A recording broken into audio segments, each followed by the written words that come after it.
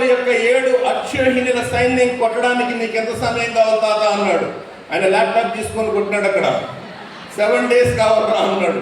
ద్రోణాచార్య గురువు గారు మీరు చెప్పండి అన్నారు. ఆయన 7 days కావాలని ల్యాప్టాప్ తీసుకొని కొట్టినాడు. ఓహో, ఇద్దరు కనుక అనుకుంటే 3.5 రోజుల్లో పాండవుల యొక్క 7 అక్షయహీనుల సైన్యాన్ని కొట్టేయచ్చని క్యాల్కులేషన్ వేసుకుంటున్నాడు దుర్యోధనుడు. ఈ విషయాన్ని సీక్రెట్ గా ఇంటెలిజెన్స్ రిపోర్ట్స్ తెప్పించుకున్నాడు ధర్మరాజు. వెంటనే అర్జునుడు రమ్మన్నాడు. ఆయన ఎవరంటే ఆ అర్జునుడు ఎవరు అంటే మన ఇంపాక్ట్కి వచ్చిన స్టూడెంట్లు అంటాడు. ఇంపాక్ట్కి వచ్చినటువంటి దమ్మున్న స్టూడెంట్ అంటున్నా. అతన్ని పిలిపించుకొని, నాయన అర్జున, వాళ్ళు ఈ విధంగా ప్లాన్ చేస్తున్నారు, నీకు కౌరవుల యొక్క 11 అక్షయహీనుల సైన్యం కొట్టడానికి నీకు ఎంత సమయం కావాలంటే అర్జునుడు నవ్వుతాడు. అన్నా, వాళ్ళని కొట్టడానికి దినాలు కావాలన్నా. మీలాంటి పెద్దల ఆశీస్సులు, శ్రీకృష్ణ భగవానునికి అనుగ్రహం ఉండాలి కానీ ఒక్క దినంలో కదన్నా, ఒక క్షణం వేసేస్తా అందరినీ అన్నాడు. ఎందుకు ఆ మాట అన్నాడు?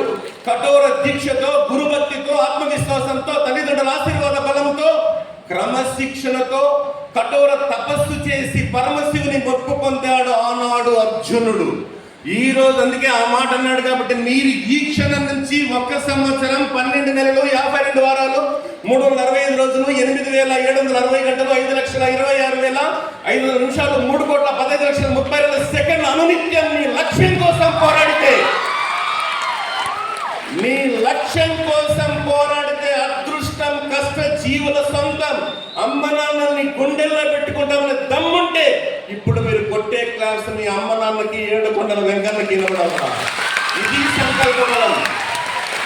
అందుకే వజ్ర సంకల్పం ఉంటేనే దుష్కర కార్యసిద్ధి జరిగేది. పంటి బిగు బాగా ఉన్నప్పుడే కదా పచ్చి కొబ్బరి నమిలేది. వజ్ర సంకల్పం ప్రతికూల పరిస్థితికి తట్టుకుంటుంది. గుప్పుమంటు సుడి గాలి విసిరిన నిప్పు బగ్గుమంటుంది. వజ్ర సంకల్పం ఉంటే అవరోధాలు తొలగిపోతాయి. చొరబారే వేర్లుంటే రాళ్ళై పరులుగా గుచ్చుకుపోతాయి. వజ్ర సంకల్పం వేర్లు నాటుకుంటే దిండ్లు కొండలుగా మారి తలకిందుకే వస్తాయి. సెల ఏళ్ళు కండువాల భుజాన చేరుకుంటాయి. విశాల విశ్వం మన